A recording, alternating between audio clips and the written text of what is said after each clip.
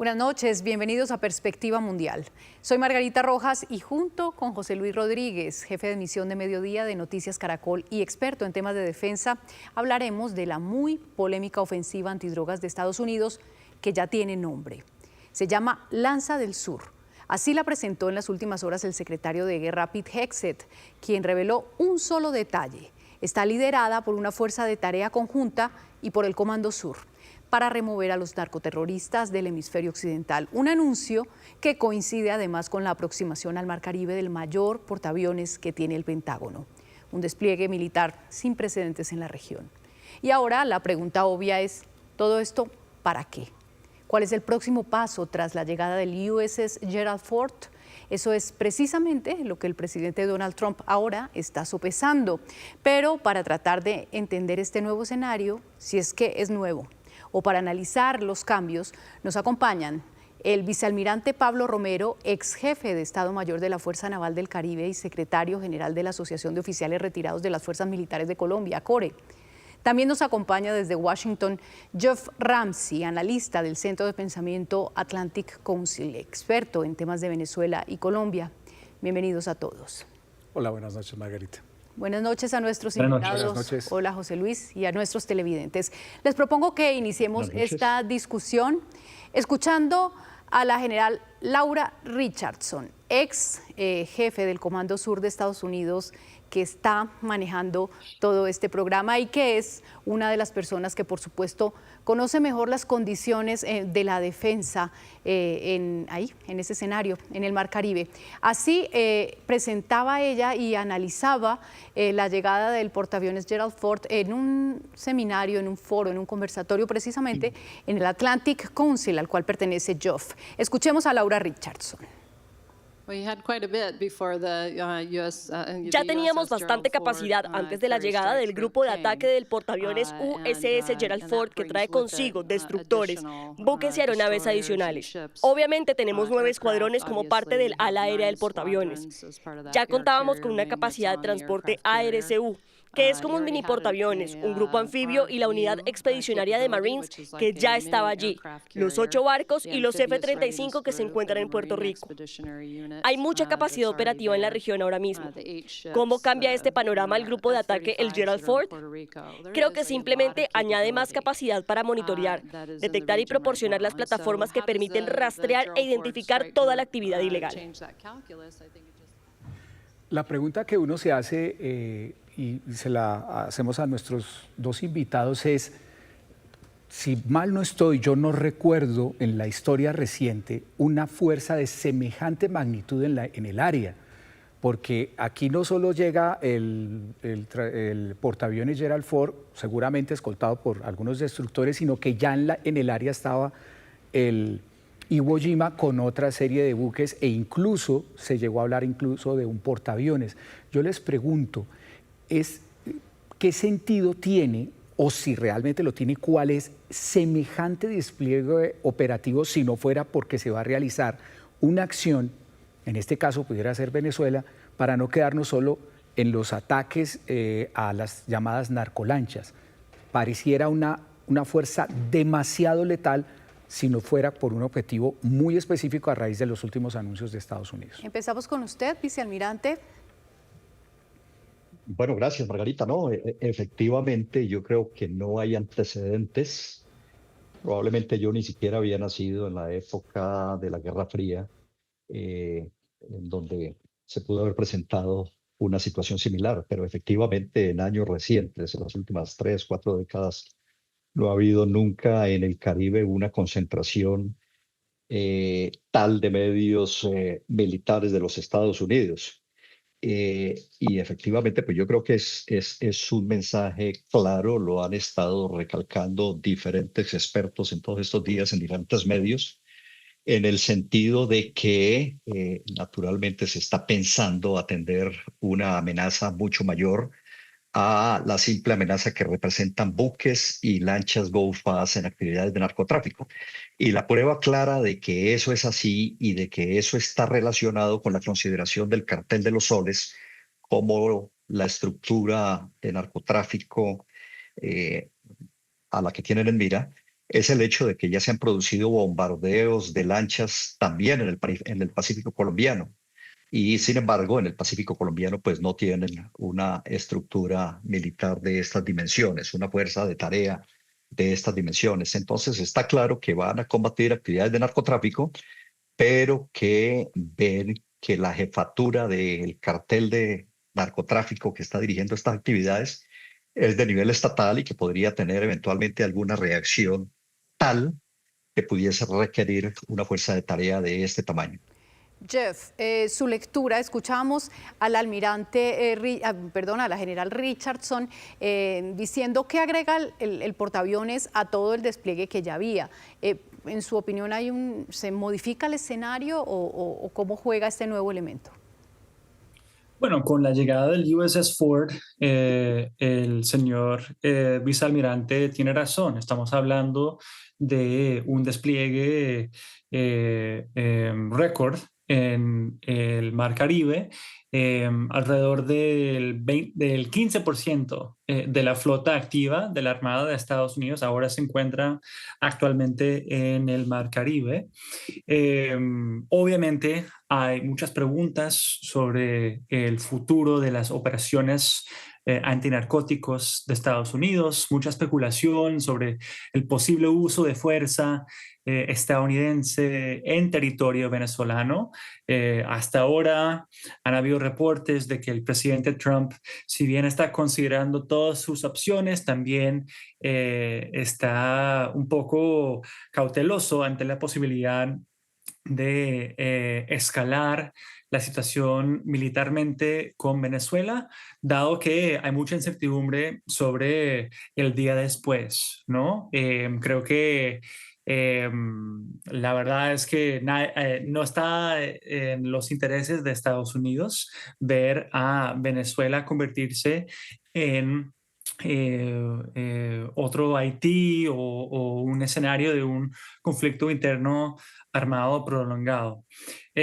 Ahora bien, lo que sí creo es que hay una posibilidad de que no, esto es para largo. Este despliegue también viene en un momento en el cual Estados Unidos está trayendo recursos militares de otras partes del mundo y reposicionándolos en el hemisferio occidental, porque Trump está avanzando una nueva estrategia de seguridad nacional que le está dando más prioridad al hemisferio occidental. Entonces, creo que este despliegue no es temporal y creo que puede ser parte de una nueva visión global que está adoptando esta administración. ¿Hasta qué punto, Josh, hay la posibilidad de que pueda Estados Unidos mantener por tiempo indefinido esta fuerza en el Caribe? No nos digamos mentiras. Obviamente Estados Unidos es un país que tiene los recursos, pero mantener semejante nivel de portaaviones, barcos, incluso submarinos, eso tiene unos costos operativos. ¿Puede ser por tiempo indefinido o cuál sería la intención de dejar esa fuerza ahí si no fuera otra? O bien, o realizar una acción bélica o dos, simplemente ya un paso como de decir, o hacen, en este caso Maduro, o se va o mire lo que podría venir. ¿Cómo estaríamos en ese escenario? Bueno, la presencia del portaaviones no necesariamente indica que Trump lo tiene que usar inmediatamente o no. La verdad es que antes de venir a la área de operaciones del Comando de Sur, el portaaviones USS Gerald Ford estuvo en Europa del Norte, donde tampoco estaba involucrado en ataques misilísticos o otras operaciones del uso de fuerza en esa zona allí. Entonces, yo creo que obviamente manda una señal bastante fuerte al gobierno de Nicolás Maduro. Obviamente, todo este despliegue viene en un momento en el cual Estados Unidos estaría muy interesado en ver un alzamiento militar dentro de Venezuela. Sin embargo, creo que todavía hay muchas dudas en Washington sobre la idea de intervenir directamente, por lo menos de parte de los Estados Unidos en Venezuela. La prioridad hasta ahora, la preferencia de la Casa Blanca sería ver un alzamiento, algún tipo de quiebre dentro del partido dominante en Venezuela. Lo que ha dicho el presidente Trump es que eventualmente el próximo paso podría llegar a ser bombardeos en objetivos en tierra, en Venezuela. Venezuela pues se está preparando y ha enlistado y ha alistado las fuerzas que tiene. Escuchemos cuál es el cálculo de Estados Unidos con respecto a la capacidad militar de respuesta de Venezuela. Escuchemos a la ex jefe del Comando Sur. En cuanto a las capacidades de Venezuela, cuentan con sistemas antiguos. La modernización es deficiente. La preparación operativa es insuficiente. Quizás tengan unos 20 cazas rusos y unos 15 o 16 modelos de Alfa Bravo, que son modelos más antiguos. No son muy capaces, pero tienen alguna capacidad operativa, algunos tanques y vehículos blindados.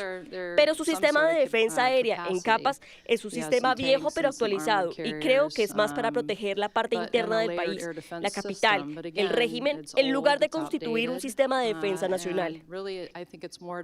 Cuentan con unos 120.000 miembros activos en la Fuerza Aérea, unos 100.000 en la Reserva y unos 120.000 en la Guardia Nacional. Maduro ha hablado abiertamente sobre la movilización de 4.5 millones de milicianos y ha mostrado imágenes de ellos equipados con sistemas de defensa personal y misiles aire-aire. Por lo tanto, tienen cierta capacidad, más que la mayoría de los países de América Latina, pero ciertamente no la suficiente para contrarrestar la capacidad de Estados Unidos en la región. Vicealmirante, usted que estuvo al frente de las capacidades navales de nuestro país, ¿qué nos puede contar con respecto a las capacidades de Venezuela, a lo que tienen ellos en términos de la Armada, de la Fuerza Aérea? ¿Qué posibilidades tienen de defenderse realmente? No, mire, la diferencia en capacidades de esta fuerza de tarea norteamericana en relación con las capacidades militares de Venezuela e incluso del conjunto de países del Caribe es tan abismal, tan notable, que prácticamente no tiene ningún sentido que nos pongamos a hacer comparaciones. La señora general Richardson hacía algunas referencias a ejercicios y a noticias que ha dado el presidente Maduro y Diosdado Cabello en relación con la organización de milicias y con elaboración de ejercicios militares para una eventual defensa en caso de ataques de los Estados Unidos. Pero digamos que esto no tiene ningún sentido. Es perfectamente claro que Venezuela no tiene ninguna capacidad de hacer frente a alguna decisión de acciones militares de los Estados Unidos.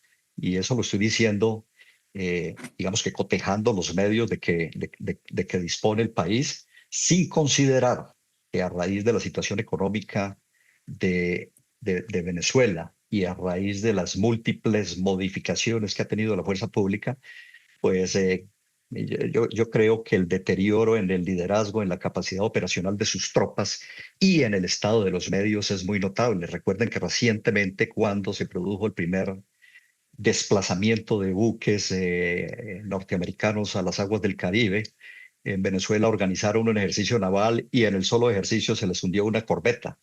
Entonces, yo creo que la desproporción es tal que se entiende perfectamente que no hay necesidad de hacer ninguna comparación. Y estamos hablando estrictamente de los medios que están dispuestos en este momento en el Caribe, sin hablar de que, por ejemplo, si fuese voluntad de los Estados Unidos, podrían desde su propio territorio continental lanzar ataques contra el territorio venezolano. Además, José Luis tocaba el tema de la sostenibilidad. Estos portaaviones, con todos sus buques escolta y con todos sus aviones, incluso con compañía de buques con tropas de marines y capacidad de desembarco anfibio, regularmente se la pasan haciendo, José Luis, recorridos por todas las aguas del mundo sin necesidad de que estrictamente haya un conflicto, sencillamente en ejercicio de soberanía, en ejercicio de sostenimiento de capacidades y en ejercicio de entrenamiento. Ahora mismo, mientras todos estos buques y estas aeronaves no están ocupados atendiendo la interdicción de alguna lancha de narcotráfico o de algún buque, están haciendo con absoluta seguridad entrenamientos de diferente índole, porque eso es una práctica usual en las marinas de todo el mundo y mucho más en la marina de la primera potencia mundial. Señor Ranzi, y la pregunta que también surge a raíz de todo esto que se desprende de toda esta estrategia es, ¿hasta dónde Nicolás Maduro estaría, digamos, dispuesto a sostener este pulso? Por un lado, el pulso de todo este dispositivo bélico de Estados Unidos en el Caribe, pero por el otro lado el pulso de ese alistamiento que él anuncia y los milicianos y las armas que entregó en estos días a una cantidad de exmilitares y de civiles, como tratando de demostrar de que tienen toda la capacidad de defenderse, pero todos sabemos que es un pulso. ¿Hasta dónde Maduro podría intentar seguir manteniendo este pulso cuando evidentemente no tiene cómo sostenerlo durante mucho tiempo? ¿O si podría hacerlo, pregunto yo? Bueno, yo no estoy tan seguro que sea como un pulso en sí. Yo creo que obviamente Maduro no tiene capacidad de resistir en contra de el ejército del primer potencia mundial. Obviamente Estados Unidos puede lanzar una ofensiva de ataques misilísticos en todo el territorio venezolano. Los sistemas antiaéreos, si bien, como dijo la almirante Richardson, son impresionantes bajo estándares latinoamericanos, no representan una amenaza real para el despliegue estadounidense en el Caribe en este momento. Sin embargo, lo que Maduro sí tiene, y lo sabe Estados Unidos, es la capacidad de incidir en el día después. Yo creo que el riesgo aquí no es la capacidad defensiva de Maduro ante ataques posibles, sino la capacidad de simplemente inducir un estado de caos en territorio venezolano. Venezuela es pues la base de operaciones de no solo estos milicianos y grupos paramilitares pro gobierno como los colectivos, sino también de varios grupos armados colombianos. Las disidencias de las FARC, el ELN, por ejemplo, ya opera en 8 estados venezolanos. Creo que fácilmente una operación mal planificada por parte de Estados Unidos podría ver a Venezuela en un estado de conflicto armado prolongado. Ustedes saben mejor que yo que las FARC en su época dorada, digamos, entre comillas, en los años 90, controlaba pues el 30% del territorio venezolano en zonas rurales principalmente, y lo hicieron con apenas 20,000 combatientes. Yo no creo que Nicolás Maduro tenga ningún problema o el chavismo tenga ningún problema en agrupar a mucho más de 20,000 combatientes con todo el armamento, todas estas estructuras criminales que tienen en Venezuela. Entonces yo creo que el riesgo no es la capacidad defensiva de las Fuerzas Armadas tradicionales en Venezuela, sino la capacidad del chavismo en Venezuela de convertir al país en una zona de guerra y de inducir un conflicto interno armado que puede durar años y que pueda incidir en la seguridad regional. Y antes de pasar a otro tema, les pregunto a los dos rápidamente. El señor Ranzi hablaba de los grupos armados colombianos.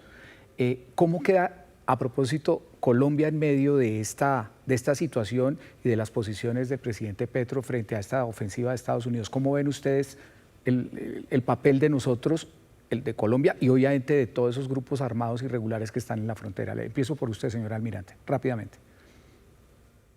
Bueno, José Luis, yo creo que en lo que tiene que ver con la representación formal de la capacidad militar del país, yo creo que no hay ningún riesgo. Yo creo que ministro de Defensa, el mando militar, son conscientes de que eso no son asuntos que nos conciernen a nosotros y son conscientes de que por ningún motivo podrían trabajar conjuntamente o salir en defensa de un gobierno que está acusado de ser un cartel de narcotráfico y con el cual nosotros hemos tenido algunas diferencias serias, teniendo en cuenta el alojamiento que este gobierno ha dado a organizaciones criminales colombianas como Disidencias de la FARC y el ELN.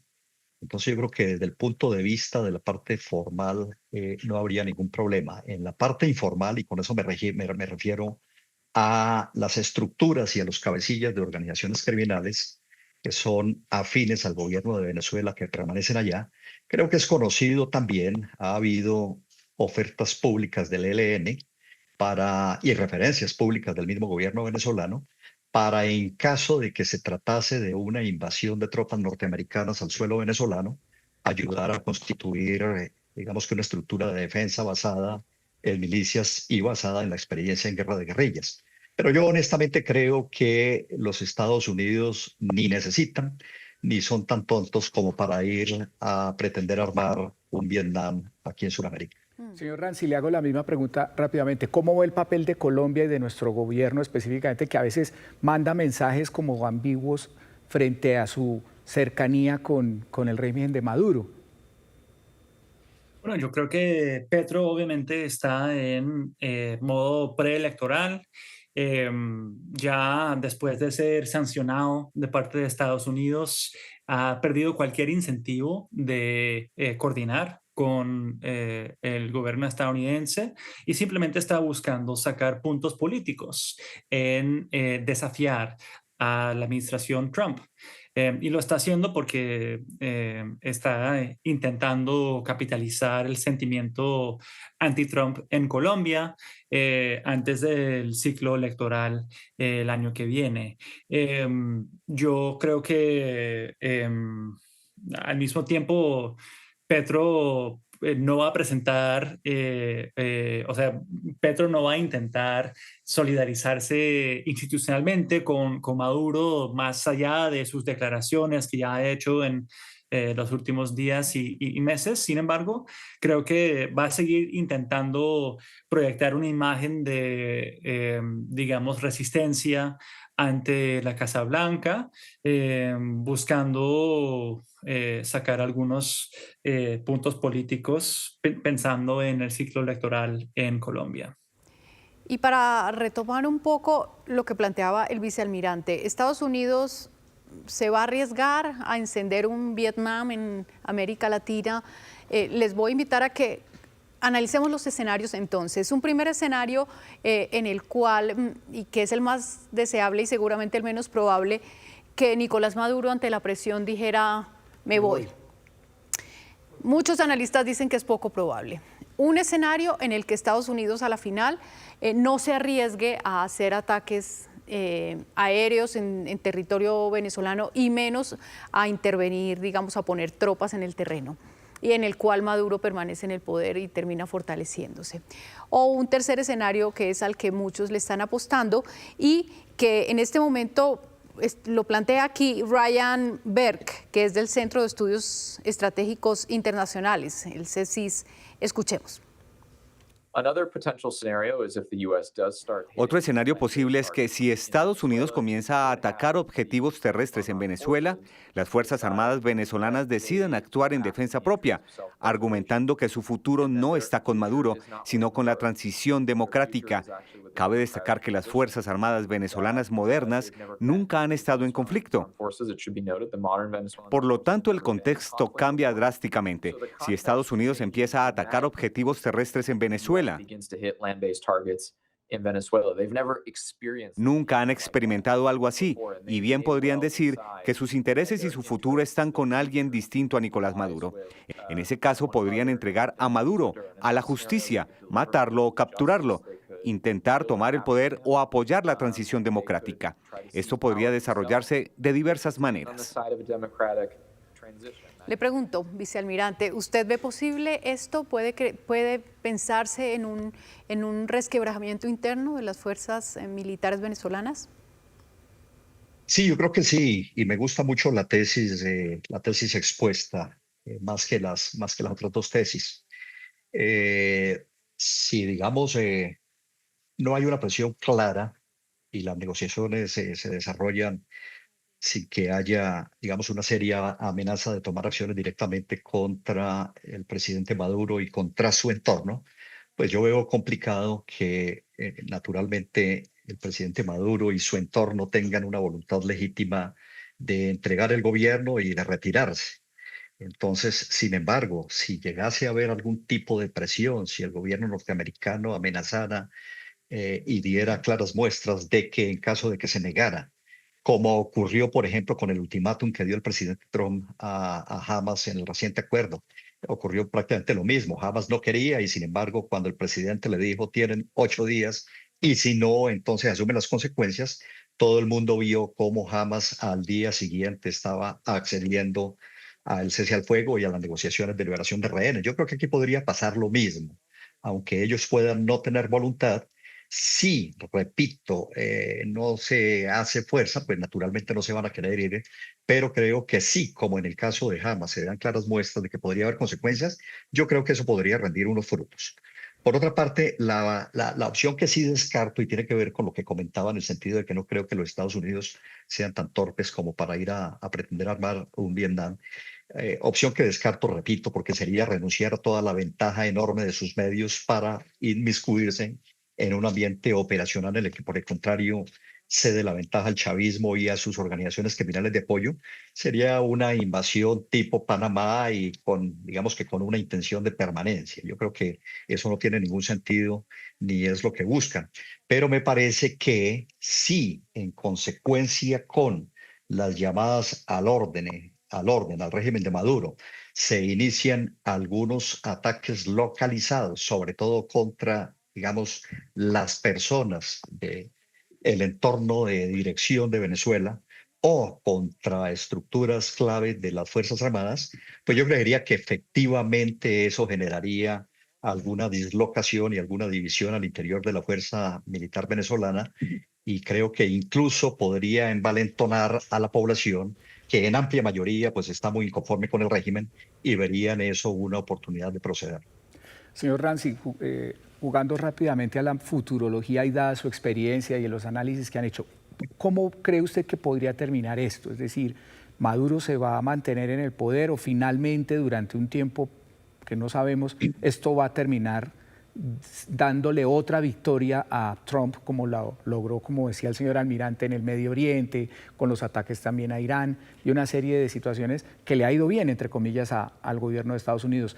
¿Cree que de pronto Trump va a salirse con la suya en este aspecto, en el tema de Venezuela, o por el contrario no lo va a lograr, salvo que realice una acción bélica? Bueno, yo creo que yo también descarto el escenario de Vietnam. Estados Unidos no va a invadir a Venezuela presencialmente. Creo que podríamos ver unos ataques misilísticos en territorio venezolano, justamente con la estrategia de buscar algún quiebre en la coalición dominante. Sin embargo, hay que reconocer que esa misma estrategia, esa estrategia de buscar un quiebre entre el alto mando militar en Venezuela y el gobierno de Nicolás Maduro ha sido intentado por los últimos 10 años y no ha funcionado. Maduro es un dictador horrible que ha cometido crímenes de lesa humanidad y es muy malo en gobernar. Y por eso es que hay 8 millones de refugiados venezolanos en todo el mundo. Pero si en algo es bueno, es en mantener al alto mando militar venezolano bien pagado, contento y leal. Cada intento de un golpe de Estado en Venezuela, no solo bajo Maduro, sino bajo Chávez antes de él, ha sido desmantelado por la contrainteligencia venezolana y todos los involucrados han sido encarcelados y en muchos casos torturados o asesinados. Creo que el precio de armar un intento de golpe de Estado de parte de las Fuerzas Armadas venezolanas es bien alto.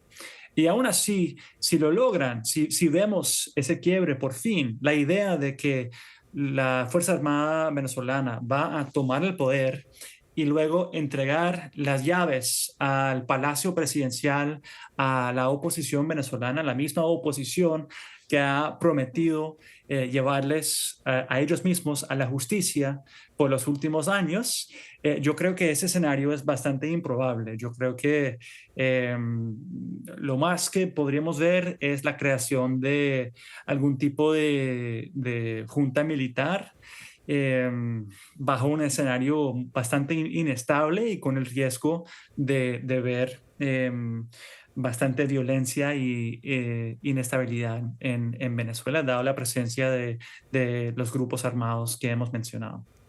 Como estamos viendo, el escenario o ninguno de los posibles escenarios son fáciles para Venezuela. Hay un factor del cual no hemos hablado, pero se nos agota el tiempo y tiene que ver con el papel de los ciudadanos. Por un lado, en Estados Unidos, una encuesta revelada hoy revela que la aprobación a una eventual invasión o ataque es bajísima, es inferior al 25% en términos de la ciudadanía, y falta ver también qué papel quiere jugar la sociedad civil venezolana y si están dispuestos eventualmente a respaldar un conflicto, ¿no? de salir eventualmente a las calles como a defender su derecho de...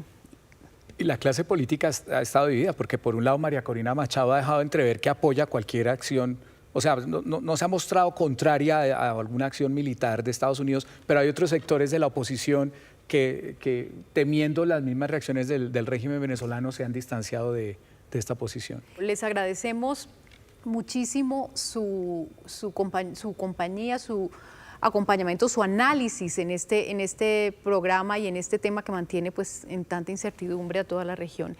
A José Luis, muchas gracias por estar en este programa. María Emma Mejía regresará pronto, y a ustedes, nuestros televidentes, gracias por acompañarnos en esta cita semanal de todos los viernes a las 8 de la noche con un programa y con los temas que hacen agenda internacional. Gracias, Margarita. Buenas noches. Buenas noches.